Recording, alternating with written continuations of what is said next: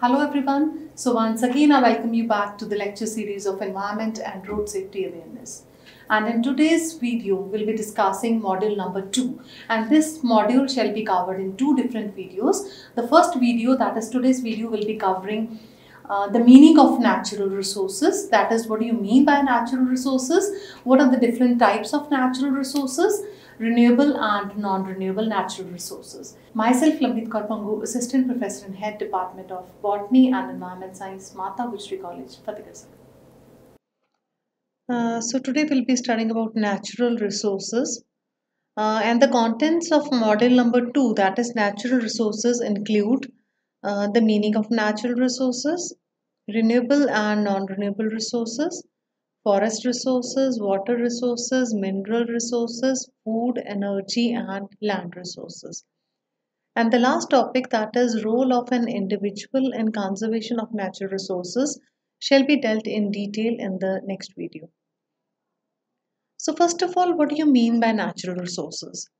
So natural resources are the resources which are given to man by nature. So as the very name specifies, natural, that is uh, the thing that we are getting from nature. And resources, if we go in for dictionary meaning of resources, it means wealth. So the wealth that we are getting from nature, or the resources that we are getting from nature, are known as natural resources. These are used by man for various purposes to satisfy its need and wants. These are in fact the basis of development. The development of nation depends upon the extent of natural resources present in the nation. So these natural resources include land, air, water, rock, soil, climatic conditions, minerals, forest, animal resources, and agricultural resources.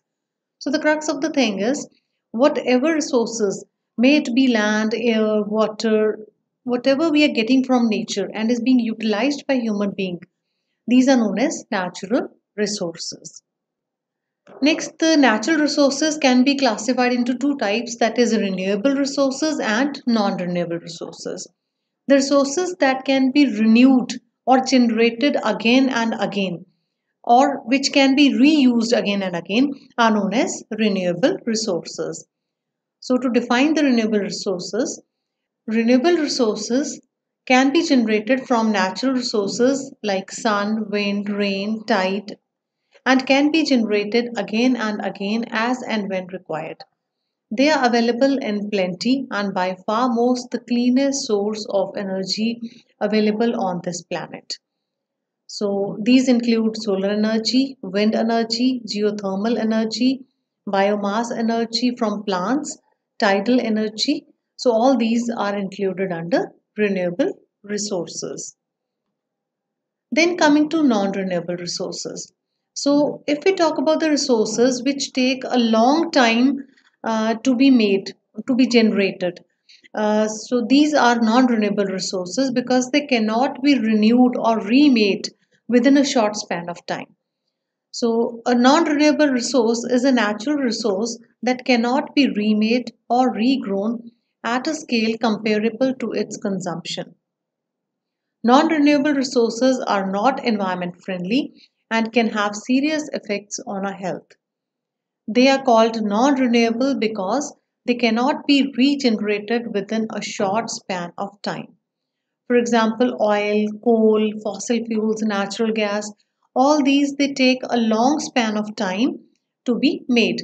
For example, when the plants and animals they get buried under the earth's crust, they gets converted into fossil fuels over a long span of time.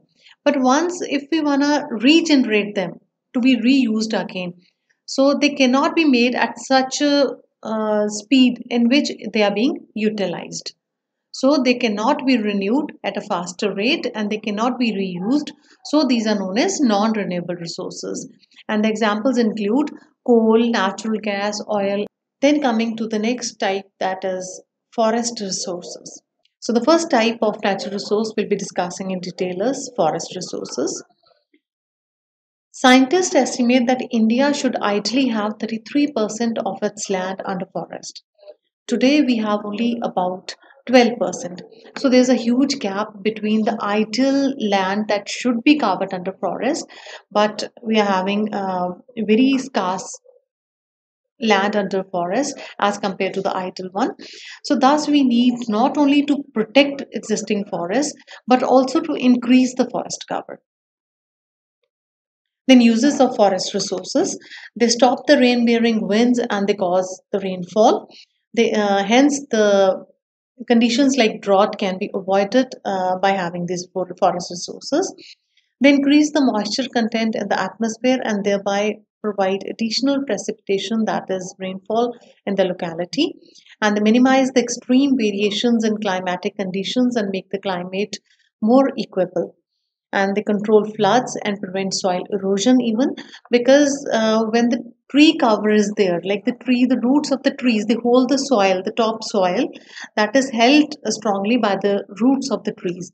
And once these trees are removed, that grip of the roots, that grip of the soil being held by the roots, that is loosened, and hence the soil, it gets eroded easily. So these forest resources also helps us in preventing soil erosion. And once the topsoil, it becomes loosened, this top layer of fertile soil can easily be eroded by wind or by flowing water. So the thick roots of trees absorb a large quantity of water. Thus, forests help in flow of rivers and streams also. They also offer hunting grounds and shelter to wild animals and birds. And if these trees are destroyed, like many animals and birds, they lose their habitat. Moreover, forest resources also are a source of revenue to the government. Now, there are two types of uses of forests. Like one is economic and other is ecological. So we've discussed the ecological uses earlier, and then if we talk about economic uses, they helps us in generating revenue. We get timber from the forest for our various uses, and they facilitate human existence by providing oxygen to the human beings and absorbing carbon dioxide by human beings. They provide employment, large number of people in different capacities as woodcutters, couriers, etc. And they also provide us herbal medicines. Then reasons for large scale depletion of forest. Now, why are the forests being depleted? The expansion of agriculture, more forests have been cleared for agriculture. So as the growing population is there, the need for agricultural land is also increasing. So to increase this agricultural land, the forests are being cleared at a very fast rate. Large area of forest land have been cleared for urbanization and for human settlements also. And commercial exploitation of forest and forest fires are another reason for the large scale depletion of the forest. Even the mining activities in the forest area also contribute to the deforestation. And forest diseases are also partly responsible for the depletion of forests, as the trees, but they get some certain diseases, then this also contribute to the reason for the large scale depletion of forests. Then coming to the adverse effects of depletion of trees. Now when the trees, they get depleted to a large extent, then it gives rise to the increase in temperature, as we are seeing global warming, and then lesser precipitation is there when the trees are not there. Then increased rate of soil erosion, increase in frequency and volume of floods, and also the loss of soil productivity, because the top fertile layer of soil, when it gets loosened without the tree cover, it easily gets eroded, and hence it also affects the fertility of the soil. Then loss of biodiversity, because these trees, they act as a habitat for many animals and birds. So when the habitat is lost, the biodiversity is also lost, and even the biodiversity in like tree biodiversity or the floral biodiversity is also lost.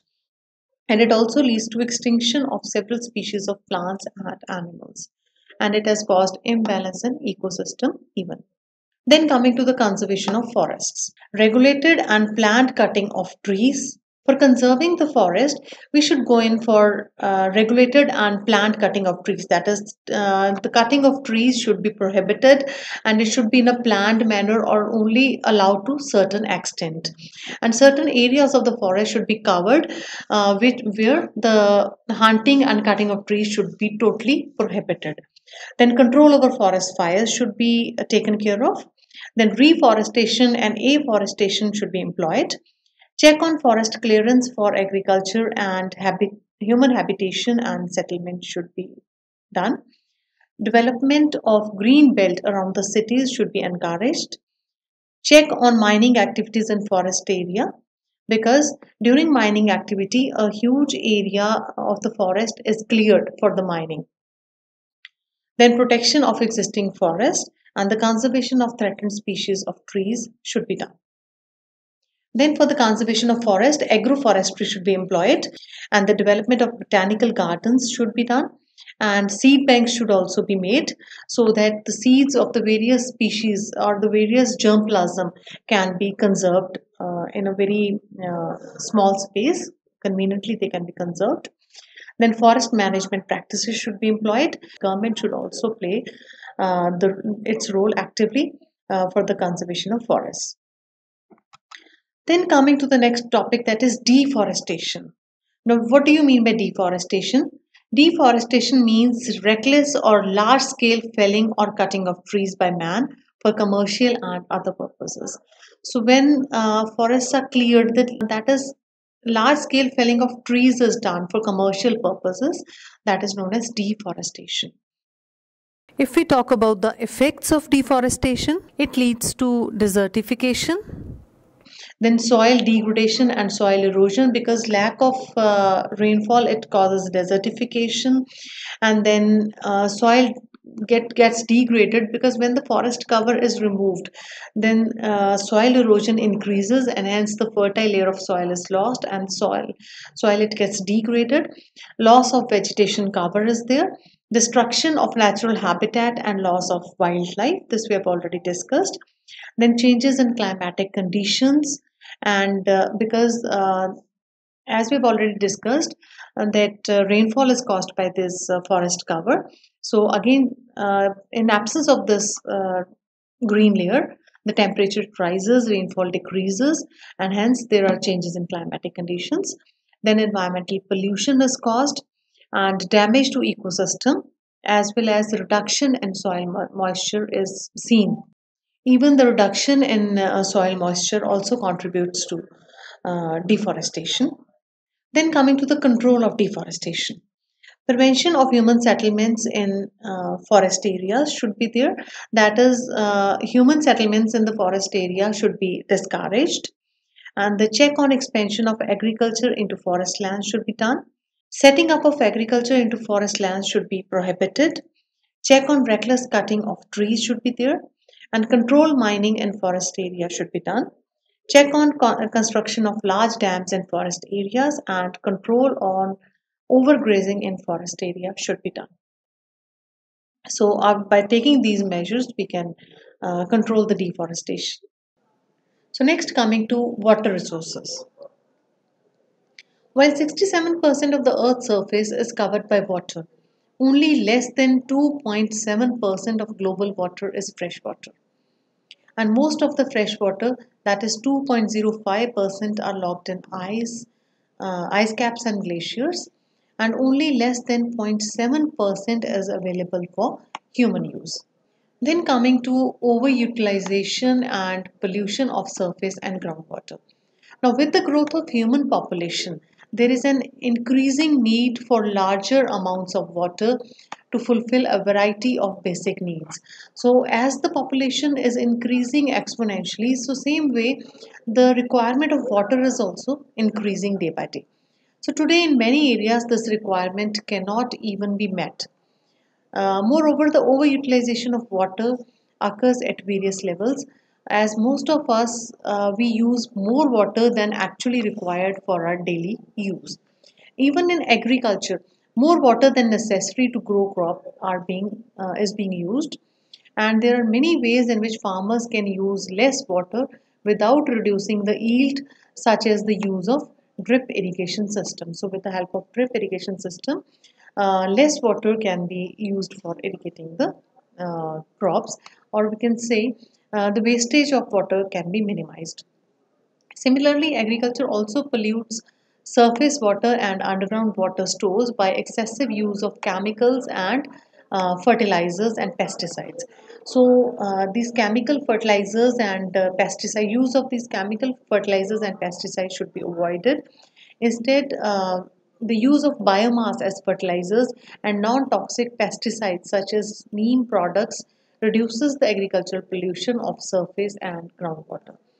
So industry tends to maximize short-term economic gains by not bothering about its liquid waste and releasing it directly into streams, rivers, and seas, which is really not desirable. So this water should be treated before releasing it into streams, rivers, and seas so that these natural resources do not get polluted. Then coming to the floods. Now, floods have been a serious environmental hazard from centuries. Deforestation causes floods that kills people, damage crops, and even destroys homes. And the river changes its course during floods, and tons of valuable soil is lost to the sea. As the forests are degraded, rainwater no longer percolates slowly into the subsoil but runs off down the mountainside bearing large amount of topsoil. Now, in the absence of the forest cover, the rainwater, instead of percolating slowly into the soil, it just rushes down the mountainside in one gush, and during this process it carries large amount of topsoil. The fertile topsoil is carried along with this water, and hence not only this water is being lost, even the top fertile layer of soil is also being lost. Then talking about droughts. So in most arid regions of the world, the rains are unpredictable, and this leads to a period when there is a serious scarcity of water to drink, use in farm, or provide for urban or industrial use. And one of the factors that worsens the effect of drought is deforestation. So as we have earlier we have discussed that forests, they stop the rain bearing clouds and they cause rainfall, and they even balance the temperature. So again, due to deforestation, this factor is being worsened, and the droughts are becoming more frequent. And the drought is one of the major problem in our country due to unpredictable climatic conditions or due to failure of one or more monsoons. Then coming to water management strategies. So as we know, the water either is becoming scarce in many areas or the problem of floods and droughts are being encountered. So to overcome all this, water management strategies should be taken care of. For example, building several small reservoirs instead of few mega projects should be encouraged. Then develop few catchment dams, and afforestation permits recharging of underground water. Treatment and recycling municipal wastewater for agricultural use should be done. Preventing leakages from dams and canals should be done. Like this should be prevented. These leakages from dams and canals should be prevented. And even the loss in municipal pipes should be prevented. Then effective rainwater harvesting in urban environments should be done. Water conservation measures in agriculture such as use of drip irrigation should be employed, and pricing the water at its real value makes people use it more responsibly and efficiently and reduce the water wasting. Then next coming to mineral resources. Now, various minerals have been gifted by the nature to us, to the mankind, which we use in day-to-day activities. And the mineral, first of all, what do you mean by mineral resources? A mineral is a naturally occurring substance of definite chemical composition and identifiable physical properties. So these minerals are the substances that have a definite chemical composition and identifiable physical properties from where we can identify the minerals. Now, minerals are formed over a period of millions of years in the Earth's crust. Like iron, aluminium, zinc, manganese, and copper are the important raw materials for the industrial use. Important non metal resources include coal, salt, clay, cement, and silica.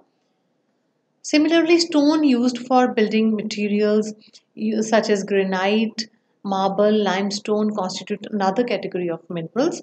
And minerals with special properties that humans value, such as diamonds, rubies, etc., and the luster of gold, silver, and platinum, are used for making ornaments by the mankind. So, similarly, minerals in the form of oil, gas, and coal were formed when ancient plants and animals were converted into underground fossil fuels.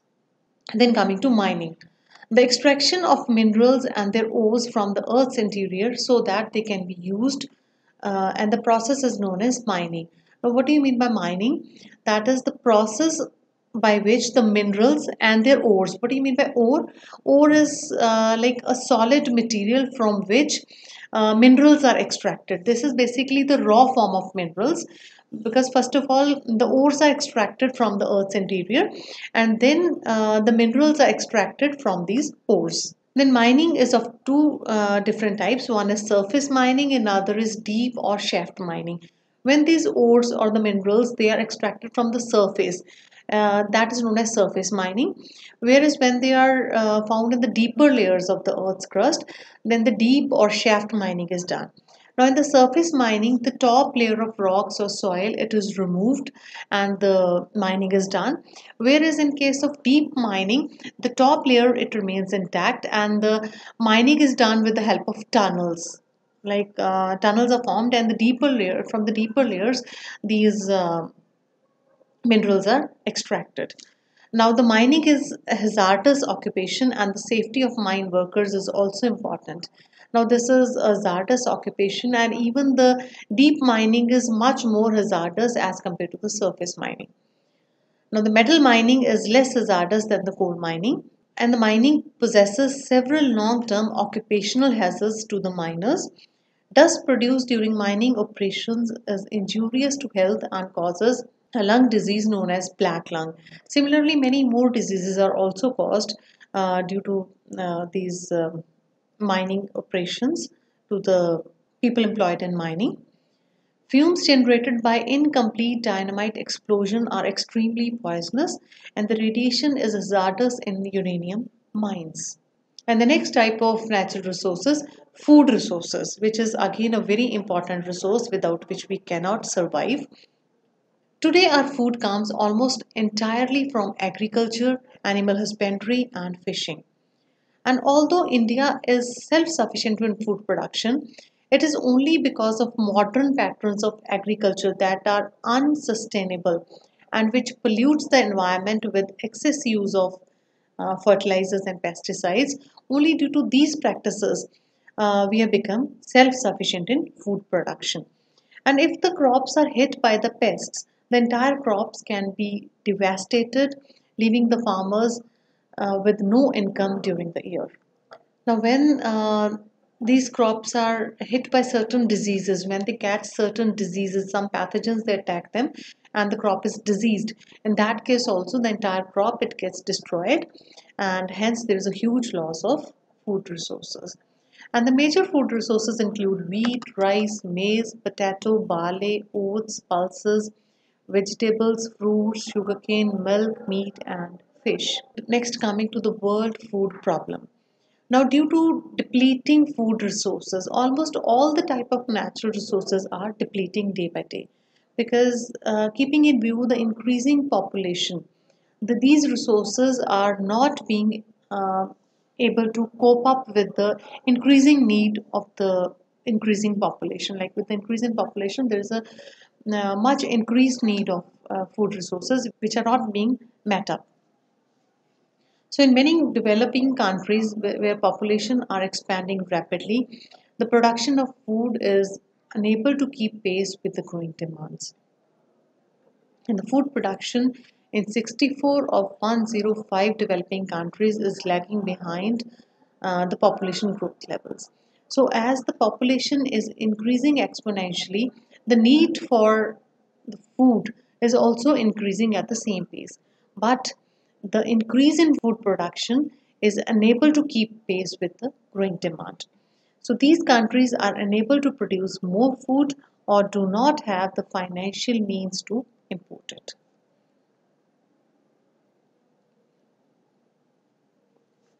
Now, the problem of food security. What are the reasons that attribute to the problems in this sector? First of all, low productivity. Climate change, which leads to low productivity. And as we've discussed, we need an increased productivity day by day. But this low productivity also attributes to the problem of food security. Even the rising population is one of the major causes because as the population is rising, the demand of food is rising.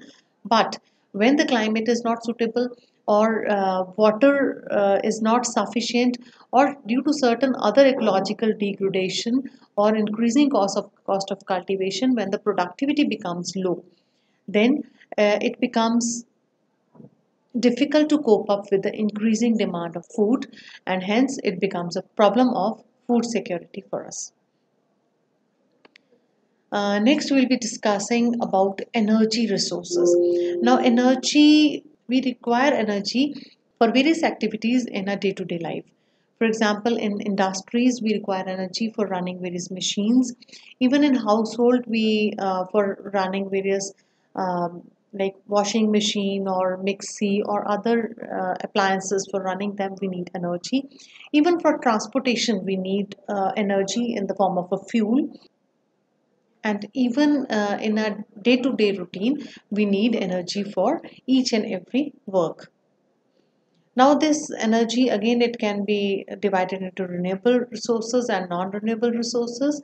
So as we have discussed, the resources that can be regenerated and reused time and again, such as solar energy, wind energy, geothermal energy, biomass energy from plants, and tidal energy, they are included in renewable resources.